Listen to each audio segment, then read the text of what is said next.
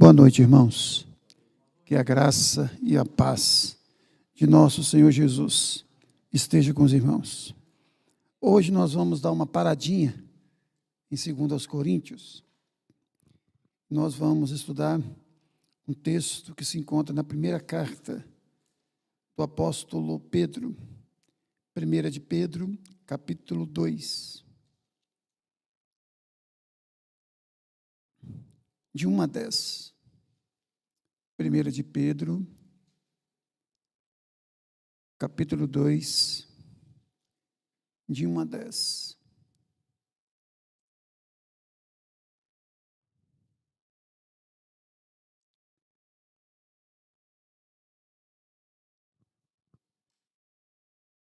Primeira de Pedro, capítulo 2, 1 a 10. Despojando-vos, portanto, de toda maldade e dolo, de hipocrisias e invejas, e de toda sorte de maledicências, desejai ardentemente, como crianças recém-nascidas, o genuíno leite espiritual, para que por ele vos seja dado crescimento para a salvação. Se é que já tendes a experiência de que o Senhor é bondoso, chegando-vos para ele, a pedra que vive, rejeitada sim pelos homens, mas para com Deus, eleita e preciosa. Também vós, como pedras que vivem, sois edificados, casa espiritual, para serdes sacerdócio santo, a fim de oferecerdes sacrifícios espirituais agradáveis a Deus, por intermédio de Jesus Cristo. Pois isto está na Escritura: eis que põe em Sião uma pedra angular, eleita e preciosa, e quem nela crê não será de modo algum envergonhado. Para vós outros, portanto, os que credes, é a preciosidade, mas para os descrentes, a pedra que os construtores rejeitaram, essa veio a ser a principal pedra angular, e pedra de tropeço, e rocha de ofensa. São esses os que tropeçam na palavra, sendo desobedientes, para o que também foram postos juntos. Vós, porém, sois raça eleita, sacerdócio real, nação santa, povo de propriedade exclusiva de Deus, a fim de proclamardes as virtudes daquele que vos chamou das trevas para a sua maravilhosa luz. Vós sim, que antes não erais povo, mas agora sois povo de Deus, que não tinhais alcançado misericórdia, mas agora alcançastes misericórdia. Amém. Ó Pai, nós queremos e precisamos que o Espírito manifeste com graça e com poder, falando ao coração de cada um de nós. É a nossa oração, em nome de Jesus. Amém.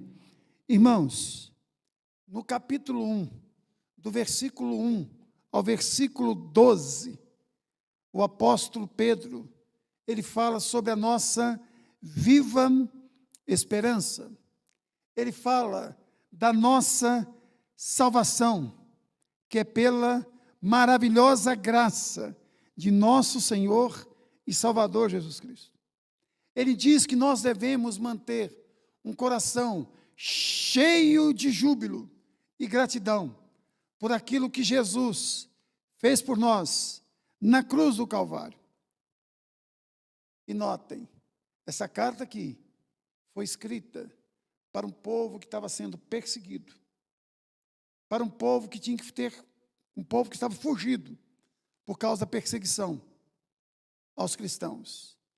Para animá-los, Pedro diz: vocês foram salvos, vocês foram alcançados pela graça de Deus.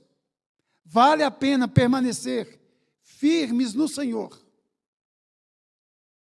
Do capítulo 1, do verso 13 até o verso 25, ele fala que nós somos salvos, e porque somos salvos, nós devemos viver como salvos, ou seja, nós devemos viver em santidade. Ele diz que a santidade é um sinal claro de que nós fomos salvos, que a salvação impulsiona a santidade. Todos aqueles que foram salvos, porque foram salvos, desejam ser santos. Nós o amamos porque ele nos amou primeiro. E ele vai dizendo mais, que nós devemos ser santos, porque nós temos que lutar contra 3 inimigos terríveis: o mundo, a carne e o diabo. Agora, nesses 10 versos que nós acabamos de ler, o apóstolo Pedro nos exorta a crescermos na fé. Repetindo, ele escreveu essa carta para um grupo de pessoas que estavam sendo duramente perseguidas. Olha aqui no capítulo 1, verso 1. Pedro, apóstolo de Jesus Cristo, aos eleitos, que são forasteiros da dispersão no Ponto, Galácia, Capadócia, Ásia e Bitínia. Espiritualmente, a situação deles era muito boa. Eles eram eleitos em Cristo Jesus. Socialmente falando, a situação não era boa. Eles eram forasteiros. E politicamente falando, eles eram dispersos. Eram eleitos em Cristo Jesus, mas eram forasteiros e dispersos. Para esse tipo de gente, Pedro está dizendo: olha, dê glória a Deus, porque vocês são salvos. Sejam santos, porque vocês são salvos. Agora, cresçam na fé, porque vocês são salvos. E aqui no capítulo 2, do verso 1 a 10, ele faz uma exposição, e ele elenca alguns degraus que nós precisamos de subir para que nós possamos crescer na fé. O primeiro degrau, irmãos, está aí no capítulo 2, no versículo 1. Despojando-vos, portanto, de toda maldade e dolo, de hipocrisias e invejas e toda sorte de maledicência. Primeiro nós devemos o quê? Despojar do pecado. Se nós queremos crescer na fé em nosso Senhor e Salvador Jesus Cristo, nós temos que despojar do pecado. A palavra despojar aqui, irmãos, significa colocar de lado, tirar do caminho, remover, arrancar, dissipar. É a ideia de que se você tem uma roupa que já não é mais apropriada para você vestir, tire essa roupa, mas não a coloque no guarda-roupa. Tire essa roupa e jogue fora. Essa roupa não dá mais para ser vestida. Porque uma coisa é você achar que a roupa não é boa, tira aquela roupa, deixa ela no guarda-roupa. Um dia você pode mudar de ideia, você pode ir lá e buscar aquela roupa. A ideia aqui não é essa. É que a roupa não vai servir nunca mais para você. Que você nunca mais deve vesti-la. Então você joga ela fora. Se possível, coloque fogo nela. Porque ela não está apenas suja, ela está também contaminada. Notem, há uma diferença entre uma roupa suja e uma roupa contaminada. Eu não tenho dificuldade nenhuma de vestir uma roupa que depois de suja foi lavada. Mas eu confesso para os irmãos, se eu souber que uma camisa minha foi contaminada com algum vírus, alguma bactéria, mesmo lavando ela, eu tenho uma certa dificuldade, uma certa resistência. Então, a ideia aqui é de que nós devemos despojar, não apenas porque a roupa está suja, é porque a roupa está toda ela contaminada. Ela tem que ser jogada fora. E notem, se ela não serve para mim, pressupõe também que ela não serve para outras pessoas. Tá bom? Deixa eu dar um exemplo aqui. Quando alguém se converte, fica livre dos ídolos, das imagens. Eu não aconselho que dê para um irmão, uma irmã, um parente que é muito católico, eu aconselho que quebre. Porque se aquilo não serve para mim, não serve para mais ninguém. Se alguém se converte e tem alguma coisa na casa dele que não pode ser visto mais, porque aquilo ali não faz mais parte da vida dele, ele não deve dar para ninguém, ele deve jogar aquilo fora. Agora, irmãos, preste atenção nas palavras usadas por ele aí. Primeiro, despojar da maldade. Maldade aqui é tudo aquilo que pode gerar sofrimento no outro. Se vai gerar sofrimento em alguém, joga fora. Segundo, tudo aquilo que é doloso, ou seja, tudo aquilo que tem um espírito traiçoeiro, maledicente, sorrateiro, tudo aquilo que faz com que você olhe com olhos de ovelhas, mas te leve a agir com coração de lobo, você joga fora. Porque tem coisas que a gente olha com os olhos de ovelhas, mas na hora de agir, a gente age com coração de lobo. Então, a gente tem que jogar fora. Por exemplo, na nossa lei, tem crime culposo e crime doloso. O crime culposo, ele dá menos cadeia. Por quê? Porque não é premeditado. Você não fez com intenção. Um acidente de carro, por exemplo. Às vezes foi um descuido, mas você não planejou passar com o carro em cima da pessoa. Mas o crime doloso, ele dá muito mais cadeia, porque ele age de forma traiçoeira, programada, sorrateira. É aquele crime, muitas vezes, que você diz, eu não queria fazer, mas no fundo você queria. Você olhou com olhos de ovelhas, mas você agiu com coração de lobo. Isso é o crime doloso. Você deve despojar dele. Segundo, hipocrisia. É quando nós agimos como se nós fôssemos atores. Isso é hipocrisia. Eu digo assim, olha, Márcio, eu gosto muito de você, você é uma bênção na minha vida, Deus abençoe você e a família. Depois que o Márcio sai, eu digo, que camarada não é bom para mim, não.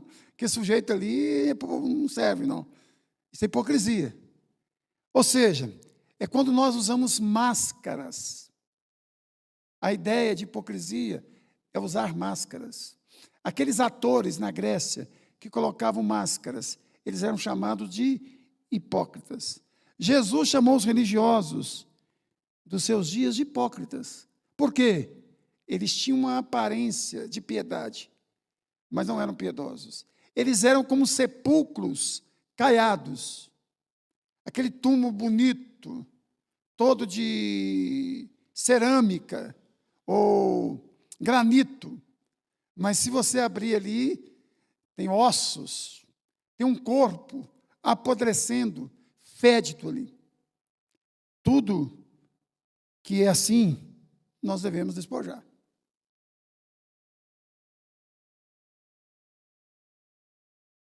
Inveja.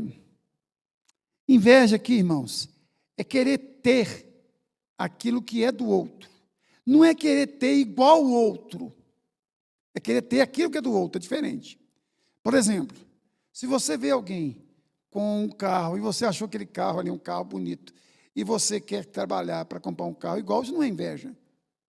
Inveja é quando você fica com raiva do outro porque o outro tem.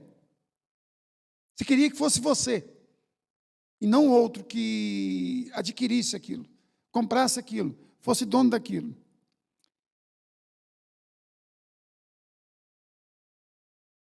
Despojar da maledicência.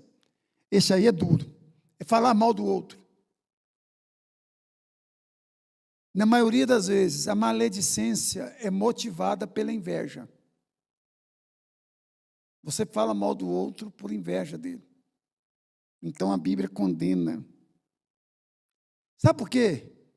Porque você não dá ao outro direito de defesa. Você está falando dele pelas costas. O outro não pode se defender.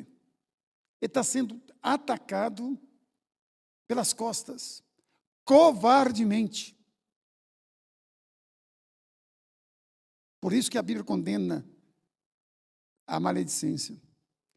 Porque você não respeita o outro e não dá direito ao outro de se defender. Jesus vai dizer lá no Sermão do Monte que em alguns casos nós podemos comparar a um homicídio. Quando você chama o outro de raca, a palavra lá. Por quê? Você mata a reputação do sujeito. Você matou a reputação dele. E aí? Irmãos, se tem uma coisa que você leva muito tempo para conquistar, é reputação, nome. Mas a gente perde de uma hora para outra, né? Irmãos, se alguém chegar para vocês e falar assim, olha, Geraldo Márcio fez isso, isso e isso, eu passei lá e vi ele. Talvez por vocês gostarem de mim, vocês vão duvidar um pouco. Mas a probabilidade de vocês ficarem com 70% de certeza de que realmente eu fiz aquilo é muito grande. Por quê? Porque o nosso coração é inclinado a sempre achar que o outro fez aquilo que não devia fazer. Mas se alguém chegar aqui e falar assim, olha, Geraldo Márcio é um filantropo sensacional, ele faz isso e isso vocês nem sabem. Aí você fala, acho que não é bem isso não. Então a gente tem dificuldade. Agora, irmão, segundo degrau que você e eu precisamos de subir. Nós devemos, primeiro, despojar do pecado. Segundo, nós devemos desejar uma boa nutrição espiritual. Notem que o primeiro nós devemos jogar fora. O segundo nós devemos buscar, almejar. Olha comigo o verso 2. Desejai ardentemente, como crianças recém-nascidas. Presta atenção aí.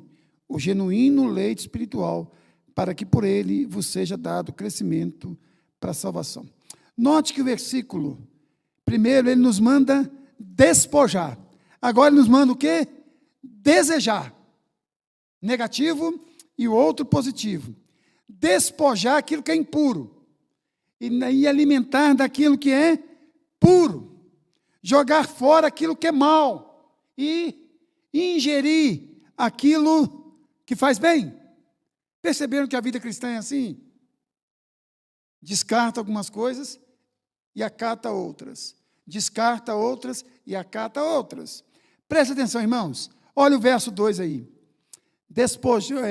Desejai ardentemente. Primeira expressão, ardentemente. A ideia aqui de uma criança que alimenta regularmente, intensamente, ardentemente. É bonito quando a gente vê uma criança de poucos meses buscando o peito da mãe para alimentar. Ela vai aquilo ali com uma vontade, ardentemente. E ela começa a puxar o leite, puxar o leite, puxar o leite. Agora, irmãos, eu queria que você prestasse atenção aí em algo muito interessante aí. Desejai ardentemente, como criança recém-nascida, o genuíno leite espiritual. Irmãos, por que o autor está dizendo genuíno leite aqui? Porque já existiam os falsos mestres naquela época. E nós estamos estudando sobre eles na segunda carta aos Coríntios. Não basta se alimentar. Tem que se alimentar do alimento sólido, genuíno, verdadeiro. Genuíno aqui é contrário daquilo que é misturado com. Naquela época, eles faziam o seguinte, eles colocavam um tanto de água e um tanto de leite, para enganar as pessoas. Tem uma história aqui de um leiteiro aqui em Viçosa, não sei se é verdade, se é apenas uma chacota, uma brincadeira, que eles acharam um lambari no leite que um rapaz vendia de porta em porta. Vaca não dá leite com lambari, né? Então, com certeza, parou no meio do caminho, numa minazinha, né? Uma água parada, foi pegar ali, caiu um peixinho ali. Então, não sei se é verdade. Agora, irmãos, o genuíno leite espiritual. Irmãos, por quê, irmãos? Para que por ele vos seja dado crescimento. Se há uma boa nutrição, qual vai ser o resultado, irmãos? Crescimento espiritual. Nós não iremos ficar assim nanicos, espiritualmente falando, né, Eduardo? Nós não vamos ficar nanicos, espiritualmente falando. Nós seremos gigantes na fé. Agora, se nós tomarmos leite contaminado, leite não genuíno, nós corremos o risco de achar o quê? Que nós estamos sendo nutridos, nós não estamos sendo nutridos. Nós estamos sendo fortalecidos, nós não estamos sendo fortalecidos. Agora, irmãos, presta atenção no verso 3 aí. Se é que tendes a experiência de que o Senhor é bondoso. Está dizendo o seguinte, olha, para você ter esse desejo de se alimentar, você tem que ter intimidade com Deus. Você tem que crescer na fé. Aí ele diz o seguinte assim, se é que já tem experimentado que o Senhor é bondoso. Ele está dizendo, olha, se vocês experimentaram a conversão, o novo nascimento, se vocês reconheceram que Jesus morreu pelos seus pecados, que Deus amou vocês de tal maneira que deu o Filho dele para morrer pelos seus pecados, vocês irão entender que Deus é bondoso. E entendendo que Deus é bondoso, vocês terão o quê? Um desejo ardente de se alimentar da palavra dele, de conhecê-lo melhor. Por exemplo, imagine você, Fatinha, você precisa fazer um transplante. De repente, alguém morre, tem morte cerebral, a família diz assim, não, eu quero doar os órgãos. Doa, a Fatinha faz o transplante, ela fica perfeita, volta à vida normal. Uma curiosidade que eu acho que a Fatinha vai ter, por exemplo, eu mesmo teria, de querer conhecer quem é aquele que me doou o órgão, a família. Agora, não doou um órgão que vai fazer você viver mais 10, 20, 15, 30, 40, 50 anos. Te doou um órgão que vai fazer você viver para todo sempre. Diz que tirou um coração de pedra e colocou em nós um coração regenerado, transformado. Então, irmãos, salvação, santificação, crescimento espiritual são resultados da bondade de Deus, do cuidado integral de Deus conosco. O mesmo Deus que salva é o Deus que santifica. O mesmo Deus que salva e santifica é o Deus que quer que você e eu cresçamos. Agora, irmãos, outro degrau. Nós temos que entender que Jesus, ele é o fundamento da nossa fé. Olha comigo o verso 4. Chegando-vos a ele, a pedra que vive, rejeitada assim pelos homens, mas para com Deus eleita e preciosa. Notem, irmãos, que Pedro muda de metáfora. A primeira metáfora é leite. A segunda metáfora é pedra. Na primeira, ele mandou nós irmos. Agora ele manda nós nos aproximarmos. Chegai-vos, chegando-vos para ele. Isso aqui é um convite. Para mim e para você. Para nós nos aproximarmos mais ainda no Senhor. E aqui está o segredo, irmãos. Nos aproximar do Senhor. Irmãos, o Sermão do Monte, ele é extraordinário. Todo ele. E Jesus o fecha com chave de ouro. Falando daqueles dois construtores. Um sensato e o outro insensato. O sensato é aquele que construiu a casa sobre um alicerce sólido. O insensato é aquele que construiu a casa sobre a areia. Por quê? Porque um dia a chuva caiu, o vento soprou e o rio transbordou. A casa de um caiu e a casa do outro permaneceu de pé. Jesus diz, todo aquele que ouve essas minhas palavras e as pratica, comparar-o-ei ao prudente, ao sensato. Então, irmãos, aqui está o segredo para o nosso crescimento espiritual e para que nós possamos também aguentar as pancadas da vida. Primeiro, irmãos, Jesus é a pedra viva que dá vida. Chegando-vos para ele, a pedra que vive. Irmãos, nós não seguimos o Jesus que esteve vivo e agora está morto. Nós seguimos o Cristo que esteve morto e agora está vivo pelos séculos dos séculos. Há uma diferença, dona Luzia. A sensação que dá quando a gente vê umas imagens por aí é que eles creem ainda no Jesus morto. Nós cremos no Jesus que esteve morto e agora está vivo, reinando pelos séculos dos séculos. Nós cremos no Jesus, irmãos, que foi rejeitado pelos homens, mas que foi aceito por Deus. Diz aqui, mas para com Deus, eleita e preciosa. Os homens rejeitaram Jesus, mas Deus o aceitou como o cordeiro dele que tira o pecado do mundo.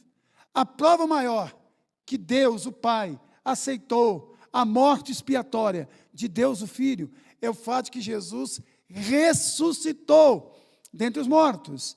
Nenhuma outra oferta ressuscitou. Nenhum cordeiro no Antigo Testamento que foi sacrificado ressuscitou. Mas a ressurreição de Jesus é a prova que o Pai o aceitou como sendo nosso substituto, como Cordeiro de Deus que tira o pecado do mundo. Irmãos, pensa bem. Pedro escreveu essa carta aqui para pessoas rejeitadas, pessoas que tinham sido expulsas de suas casas, que perderam tudo, não é quase tudo, não, perderam tudo. Preste atenção. Ele diz, olha, Jesus, rejeitado sim pelos homens, mas para Deus, eleito e precioso. Como que ele começou a carta lá? Você quer voltar lá um pouquinho? Pedro, apóstolo de Jesus Cristo, aos eleitos. E aqui diz o que de Jesus? Que Jesus é o que do Pai? Eleito e precioso. Irmãos, imagina o impacto desta carta sendo lida para esses irmãos. Socialmente falando, perdidos. Politicamente falando, perdidos. Espiritualmente falando, eleitos. Jesus, a semelhança de vocês, também foi rejeitado pelos homens. Pedro poderia ter colocado aqui, veio para os seus, mas os seus não receberam. Mas todos quanto o receberam, deu-lhes o poder de serem feitos filhos de Deus, a saber, os que creem no seu nome. Perceberam que é muito parecido a situação aqui? Agora, irmãos, Pedro vai dizer no quarto degrau, que nós devemos entender quem nós éramos e quem nós somos em Cristo Jesus. Primeiro, irmãos, olha comigo o verso 5. Também vós mesmos, como pedras que vivem. Primeiro, irmãos, diz aqui que nós somos pedras vivas. Nós não servimos a ídolos, irmãos, mas o Deus vivo.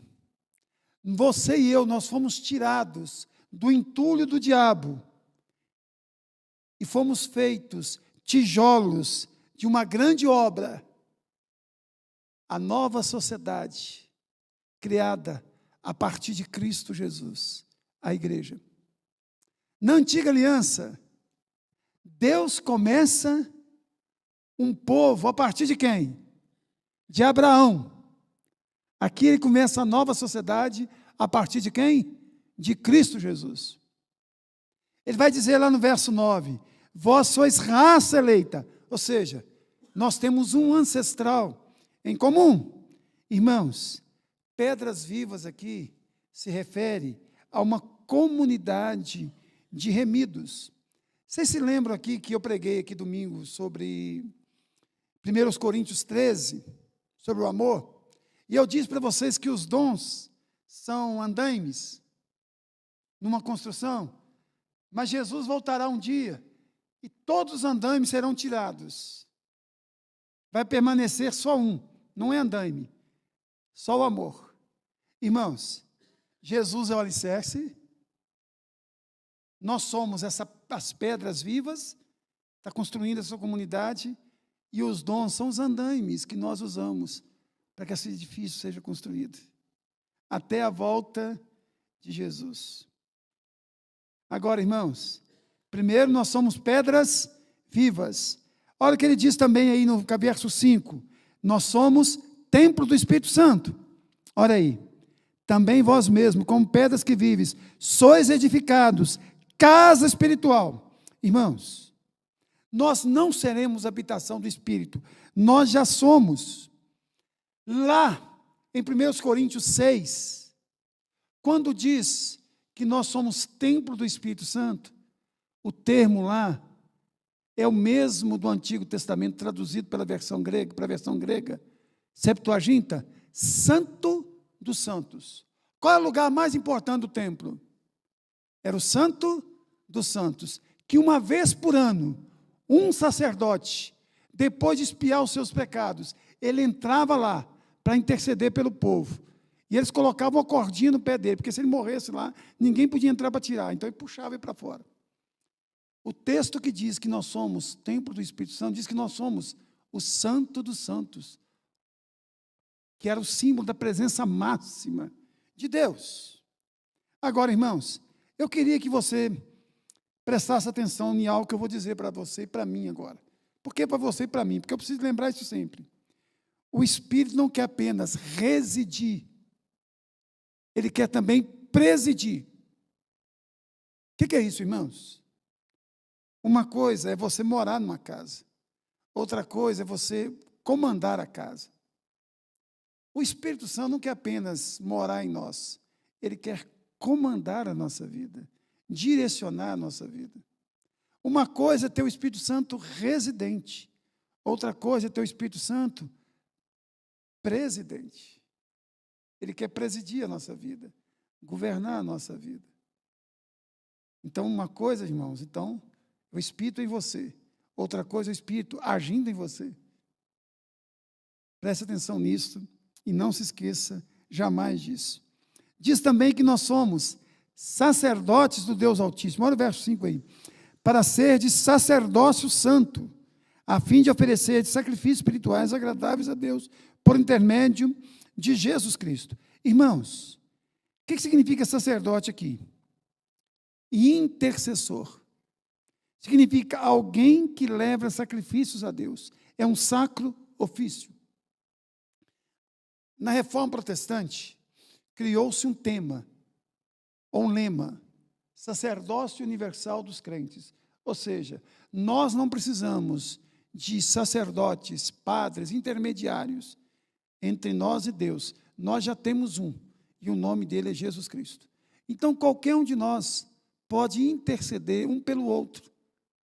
Todos nós podemos nos aproximar de Deus por intermédio de Cristo. Cristo é o nosso sumo sacerdote. E é interessante, né? Olha que como a pessoa de Jesus Cristo é maravilhosa. A Bíblia diz que ele é rei, mas diz também que ele é servo. A Bíblia diz que ele é profeta, mas diz também que ele é profecia. Diz que ele é sacerdote, mas diz também que ele é oferta. Qual as duas naturezas de Jesus? Oi? Divina, humana. Falei. Quem morreu na cruz não foi Deus não, tá, irmãos? Deus não morre. Quem morreu foi a natureza humana de Jesus. Jesus estará na glória com o corpo. Você não vai ver o Pai lá não, nem o Espírito Santo. Você vai ver Jesus. Jesus está com o corpo. 1 Timóteo 2,5 diz isso. Ele está com o corpo. Agora, deixa eu te dar 3 versículos aqui. Rogo-vos, pois, irmãos, pela misericórdia de Deus, que apresentei vosso corpo um sacrifício vivo, santo e agradável a Deus. Por meio de Jesus Cristo, ofereçamos a Deus sempre sacrifício de louvor. Recebei tudo e tenho abundância, estou suprido, desde que Epafrodito me passou das mãos, que veio da vossa parte, como aroma suave, como sacrifício aceitável e aprazível a Deus. Irmãos, deixa eu dizer uma coisa. Nós somos sacerdotes, Deus quer que nós façamos sacrifícios de louvor, mas nem todos os sacrifícios são aceitáveis. Deus quer que você e eu entreguemos a Ele somente aquilo que lhe é devido. Culto não é a igreja, a liderança da igreja que determina como o culto deve ser feito. É a Bíblia que determina como que o culto deve ser conduzido. Por que nós não colocamos vela? A Bíblia proíbe vela? Não, mas a Bíblia não manda vela. Se a gente for, não, a Bíblia não proíbe muita coisa, então a gente pode colocar muita coisa aqui dentro. Irmãos, eu ouvi uma coisa esses dias que me chamou muita atenção. Eu quero abrir um parêntese aqui. Se você chegar numa casa e alguém te oferecer, com frio desse, você com muita fome, se alguém te oferecer uma sopa ou um caldo assim gostoso, você vai aceitar. Essa pessoa vem com caldo dentro de um pinico para você. Não, mas preste atenção, o pinico nunca foi usado.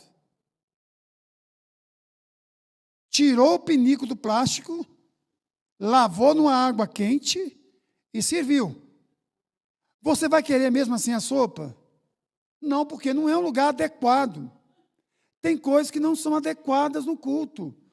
Pedro, Geraldo Arruda, Soilarindo e eu, nós fomos numa casa, pregamos, cantamos, depois foi servido um bolo no papel higiênico. Papel higiênico estava limpo? Estava, mas não é adequado servir no papel higiênico. Nós comemos, para não escandalizar o irmão. Mas que a gente não comeu aquela cara muito boa, não comemos, não. Quanto mais bolo de chocolate ainda. Então, não dá certo. Então, irmãos, a patinha. Então, tem coisas que não são apropriadas num culto. E a gente não faz. Por exemplo, aquelas luzes coloridas aqui, um globo rodando aqui. Ó. Isso aqui não é boate. Para atrair jovem. Se a palavra não atrair, meu irmão, se a palavra não converter, esquece. Não vai ser rock, não vai. Não, esquece. Se um dia a igreja aqui mudar, o conselho, a visão, eu saio, eu não fico. Numa igreja que tem parede preta, globos rodando aqui, fazendo atrativo, eu não fico. Que quer fazer escola dominical para massagear adolescente, jovem, com... Não pode, é Bíblia. É escola dominical, é Bíblia. Tem coisas que não são adequadas, irmão. Deus não aceita qualquer tipo de sacrifício. Vocês se lembram de 2 filhos de Arão? Sobrinhos de Moisés, irmãos, Nadab e Abiú. Diz o texto lá que era fogo estranho, ou seja, é algo que não vinha da parte de Deus, porque é estranho a toda a ordem de Deus. Por isso que diz que é fogo estranho. É estranho aquilo que Deus tinha determinado. Por exemplo, dançar forró aqui na frente. É estranho ao culto. Então, nós não podemos pôr. Pinico está limpo, mas ninguém quer. Então, vamos lembrar disso aí sempre. Sempre. E outra coisa. Mas a Bíblia não proíbe dança cultica. Mas a Bíblia não manda. A questão não é o que a Bíblia manda, é o que a Bíblia proíbe. Não proíbe, é o que a Bíblia manda. Senão a gente pode, a Bíblia proíbe fumar. Tem algum lugar lá na Bíblia que diz que não pode fumar? Nós não fumamos, por quê? Entendemos que nós somos templo do Espírito. Então, nós não podemos colocar no culto aquilo que a Bíblia diz que nós não podemos pôr. Lembre sempre do pinico, tá bom, gente? Quando alguém fala, por que no Vale do Sol não tem dança cultica? Aquelas meninas dançando com aquele véu assim. É porque é pinico. É limpo, mas é pinico. Né, dona Luzia?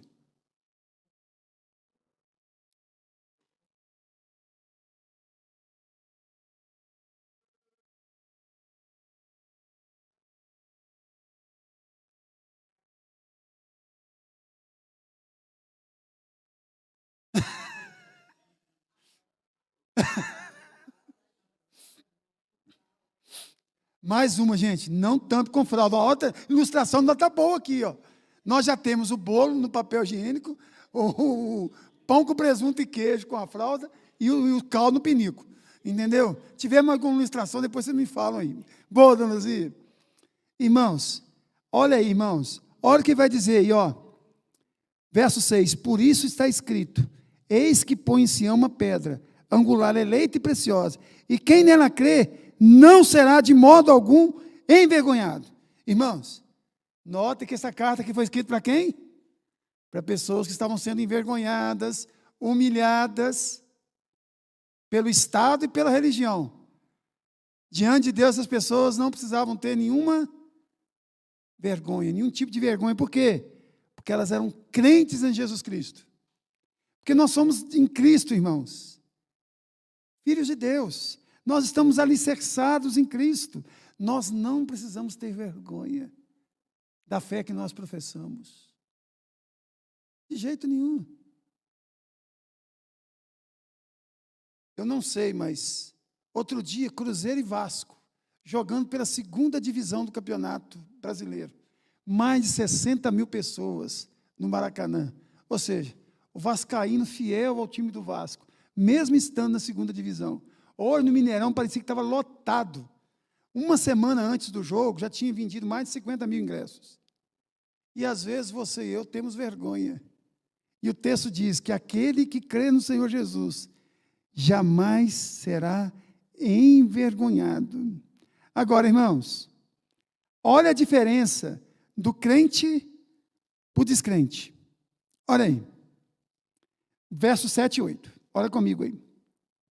Para vós outros, portanto, os que credes, é preciosa, mas para os descrentes, a pedra que os construtores rejeitaram, essa veio a ser a principal pedra angular, e pedra de tropeço, pedra de ofensa, são esses que tropeçam na palavra, sendo desobedientes, para o que também foram postos. Vocês se lembram que semana retrasada, nós estudamos aqui, que o crente, ao mesmo tempo, ele é um perfume de Deus para os que se perdem, e um perfume de Deus para os que são salvos. Vocês se lembram? Paulo usa a figura de um grande general entrando na cidade, e flores eram derramadas no caminho, perfumes eram jogados. Ou seja, aqueles que venceram a guerra sentiam o cheiro gostoso do perfume, que era para a festa, mas os presos de guerra, que iam atrás, amarrados, sentiam o mesmo cheiro, mas para eles era cheiro de morte, porque eles seriam levados para a praça pública e seriam mortos. Aqui, o texto diz que Jesus é motivo de alegria para uns, é pedra de vida para uns, e é pedra de ofensa para outros. Por quê, irmãos? Primeiro, pedra de tropeço significa os caminhos desses que não têm Cristo estão bloqueados, fechados. Aí você fala assim, caramba, isso faz sentido? Lógico que faz. Jesus diz, eu sou o caminho. Se essas pessoas não têm Jesus, o caminho para elas estão o quê? Bloqueados. Diz aqui, irmãos, que é rocha de ofensa. É a ideia de rocha que esmaga. Pensa bem, irmãos, você pode subir numa rocha para você se sentir seguro. Lá no Salmo 40 vai dizer que o Senhor nos tirou de um atoleiro e colocou os nossos pés sobre uma rocha. Então, a mesma rocha que pode servir para você ficar firme, ela pode rolar sobre você e te esmagar. Para o cristão, é lugar seguro. Para aqueles que não são de Cristo, é rocha de ofensa, é rocha que esmaga. Porque o verso 7 diz isso, o salvador dos crentes é o condenador dos incrédulos. Mais uma vez o verso 7. Para vós outros, portanto, os que credes, é preciosa, é preciosidade, mas para os descrentes, a pedra que os construtores rejeitaram, essa veio a ser a principal pedra angular. Mais um degrau, irmãos. Quem somos? É o 5º degrau. E para que somos? Irmãos, olha o contraste. Você tem que ler Bíblia, prestando sempre atenção no contraste. No verso 7 e 8, está falando, principalmente no verso 8, está falando da condenação dos não crentes, daqueles que não são de Cristo, daqueles que são mundanos. Agora, preste atenção no verso 8. Ele começa com vós, porém. Nota que é uma transição deles para vós. Eles, vós. Eles, serão esmagados. terão caminho bloqueado. Vós, olha aqui, vós, porém, é uma transição, sois raça eleita, sacerdócio real, nação santa, povo de propriedade exclusiva de Deus, a fim de proclamardes as virtudes daquele que vos chamou das trevas para a sua maravilhosa luz. Prestaram atenção no contraste aí? Primeiro, raça eleita, eu já disse, nós temos um ancestral em comum, Jesus. Sacerdócio real, nós podemos entrar na presença do Senhor. Nação santa, cidadãos separados dos demais. Novamente, para quem foi escrita a carta, primeiramente, para pessoas que não tinham terra, não tinham cidadania. No tanto que diz o quê? Nação santa. Vocês têm uma cidadania, sim, espiritual. Propriedade exclusiva de Deus. Satanás não tem poder mais sobre vocês. Agora, irmãos, o nosso valor está em nós, ou o nosso valor está dentro de nós? Ou melhor, o nosso valor está em nós, ou naquele que morreu por nós?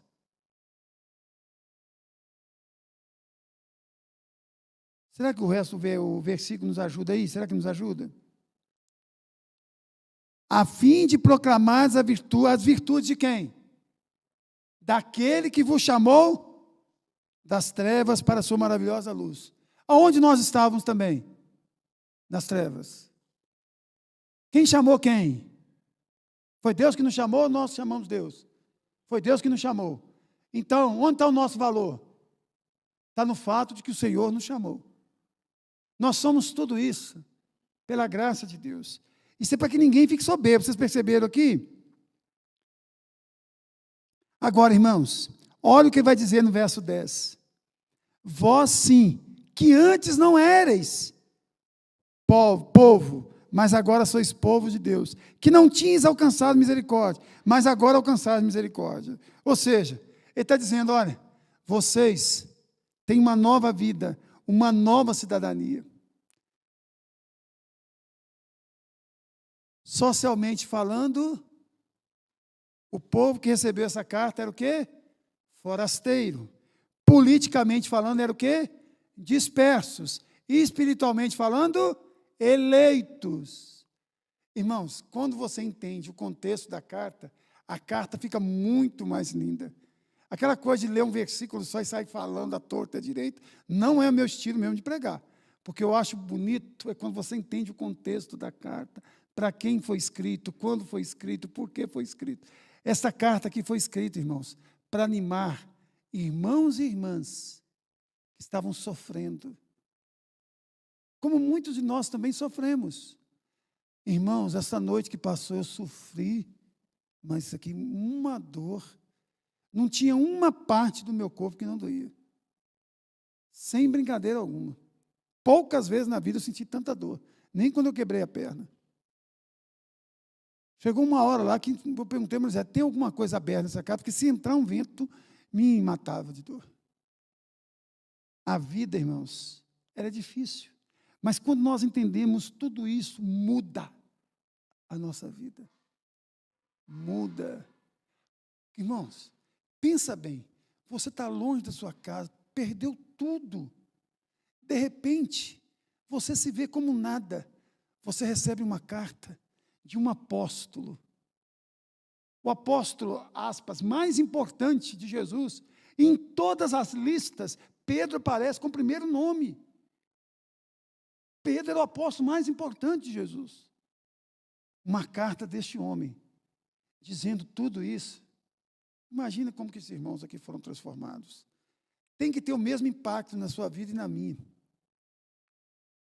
Pelo menos tem que ter um impacto. Eu acho que na vida deles, eu acho que foi muito mais, né? Mas tem que ter. Eu acho que se nós lêssemos essa carta, lá no Oriente Médio, né, Geórgia, onde as pessoas estão sendo perseguidas, tinha um impacto maior, né? Mas pensa bem. Aí, irmãos, termino. Não há como crescer espiritualmente sem primeiro você e eu despojarmos de alguns entulhos. É lógico que eu vou fazer aqui uma interpretação alegórica, eu sei que é alegórica, eu sei que é alegórica, mas eu vou fazer aqui. O que Isaac teve que fazer para que os bois pudessem beber água? O que eles faziam com os poços que Isaac furava? Jogavam entulho. Isaac é um tipo de Cristo, ele tirava os entulhos. Você e eu nós temos que aprender a tirar alguns entulhos da nossa alma. Entulhos esses que atrapalham a nossa vida. Segundo, irmãos, não há como crescer espiritualmente se não houver uma boa alimentação espiritual. Olha, Pedro fala muito isso comigo e eu concordo com ele. Não dá para ser crente sem participar das reuniões da igreja. Por quê? É aqui que nós alimentamos juntos. Aí você fala assim, mas eu leio minha Bíblia em casa. Ok, mas Deus deu a algumas pessoas um dom que às vezes não deu para você.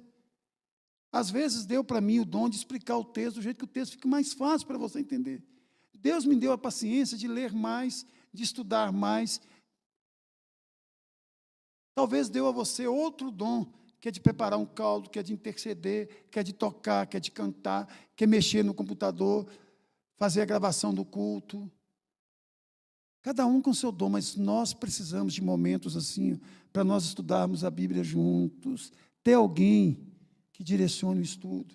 A Bíblia diz que Deus deu pastores, evangelistas e mestres para a igreja. E nós temos que estudar juntos. A gente está conversando ali, Pedro, Kelly e eu, sobre aquele texto. Onde tiver 2 ou 3 reunidos em meu nome, ali eu estarei. Todos nós aqui já interpretamos esse versículo errado, achando que está falando de culto. Se você ler o texto, está falando de disciplina. Só pode disciplinar um irmão na igreja se tiver 2 ou 3.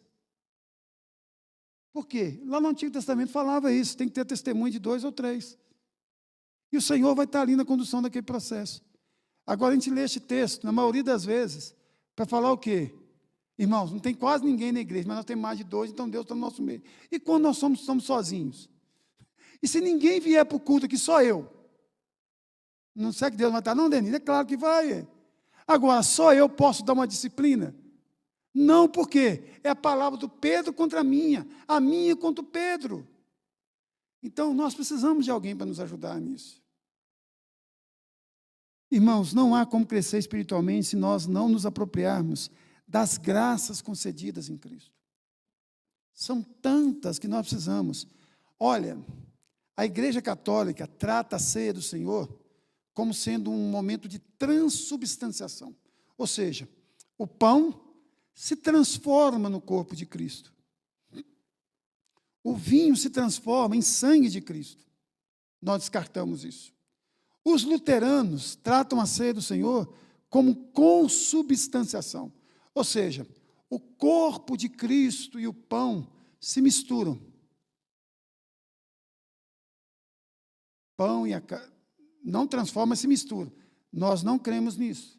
Os pentecostais e alguns batistas vão dizer que apenas o memorial, nós fazemos isto, mas apenas para lembrar, mas que nós também não defendemos esta tese. Qual a defendência que nós, presbiterianos, cremos? E muitos reformados? É que é o meio de graça. Através do pão e do suco de uva, nós animamos uns aos outros. Nós lembramos do sacrifício de Cristo. E isso dá uma turbinada na nossa fé. Porque é um meio de graça, onde a igreja, ela cresce, porque ela lembra do seu amado, daquele que deu a sua vida por ela. Nós não comemos um símbolo, irmãos. Nós comemos a representação do símbolo. Aquilo ali é um momento para nós fortalecermos na fé. Então, a visão dos presbiterianos é que Jesus está presente espiritualmente na ceia, no culto. Isso é meio de graça para fortalecimento da fé. E, por último, não há como crescer na fé se nós não entendermos, de fato, quem nós somos. Quem é você? Eu sou um bobo. Bobo. Quem é você? Um pobre coitado. Quem é você? É um doutor. Quem é você? Eu posso ser um doutor, glória a Deus por isso. Por que não? Posso ser pobre, glória a Deus por isso. Não pobre, coitado. Mas eu sou raça eleita, faço parte de uma raça eleita, de um sacerdócio real, de uma nação santa, de um povo de propriedade, notem, exclusiva de Deus. Deus não dá sua glória a outrem, a ninguém.